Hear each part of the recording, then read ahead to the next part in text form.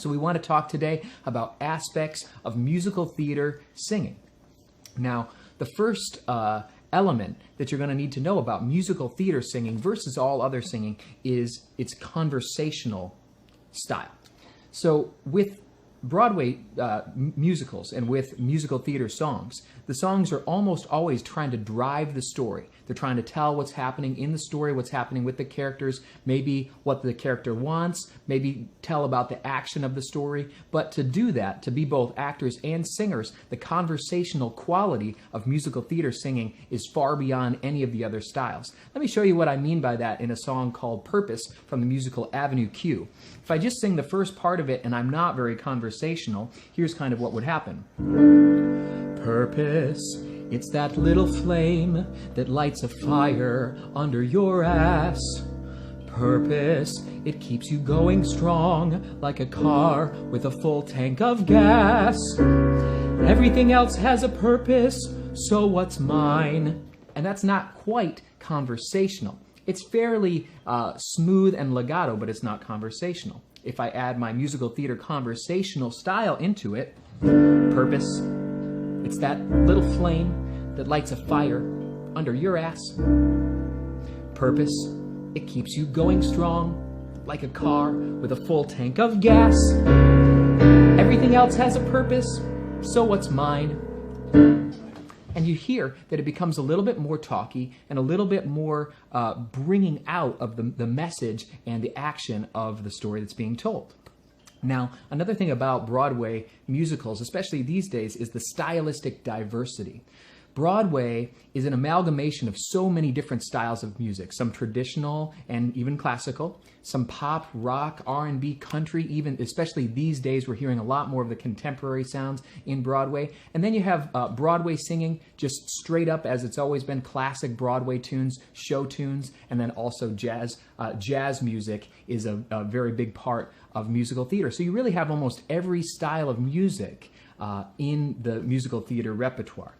Because of this, we need to have our neutral larynx coordinations, as we've talked about in the past, as one of our key elements. In other words, I need to be able to sound like myself, right? If I'm using my neutral larynx, I sound the most like I'm like myself. So if I take I've Never Been in Love Before from Guys and Dolls, and I use my neutral larynx, something like this would happen. I've never been in love before.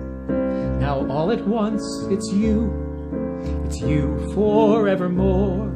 And I sound like myself, so it really is accessible for my Broadway style communication. Now, since Broadway has a little bit more of those rock elements, I might have to do a little more high or rock larynx in certain situations. What if I took One Song Glory from Rent, which is more of a rock musical? Find one song, one last refrain before the sun sets, one song to redeem this empty life.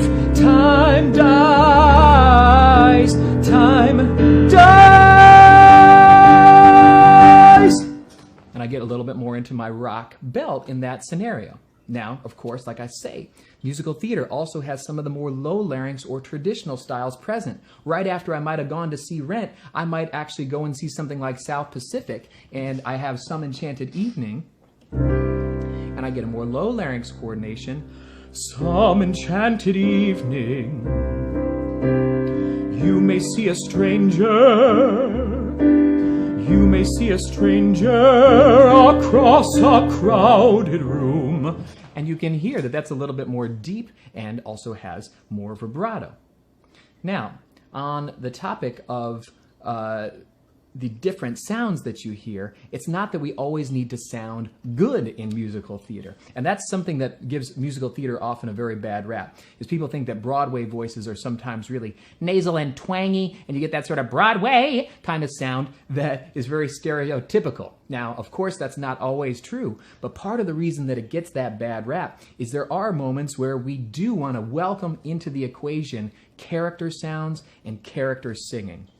So these are sounds that are purposefully not beautiful sounds that are sometimes an element that's necessary in musical theater. If I have Ado Annie from Oklahoma and I'm singing it without a character voice, I'm just a girl who can't say no. I'm in a terrible fix. That sounds actually a little strange when we're used to, I'm just a girl who can't say no. I'm in a terrible fix.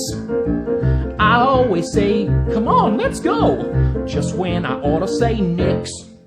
It sounds a lot better, actually, when I sound worse, because what I'm trying to do is create a comic character that is very memorable.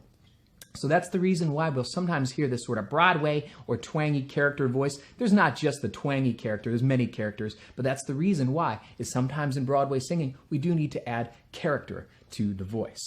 Now finally, vibrato is an element of a lot of Broadway singing.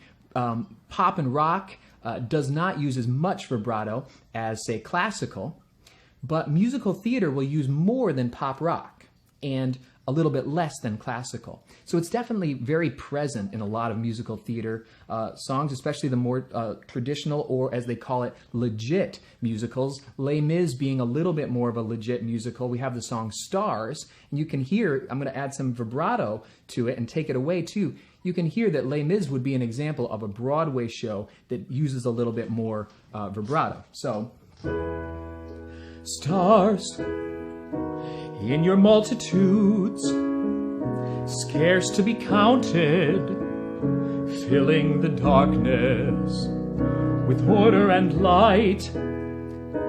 You are your sentinels, silent and sure, keeping watch in the night. Doesn't sound quite right. Keeping watch in the night. I have to add a little bit of vibrato to make it a legit or more traditional musical theater sound. So that's another aspect of musical theater singing, is it's just a little bit more vibrato than a lot of the contemporary sounds would have. Now, finally, I just want to tell you guys, with Broadway singing, acting is number one. Okay? Now, obviously, we want to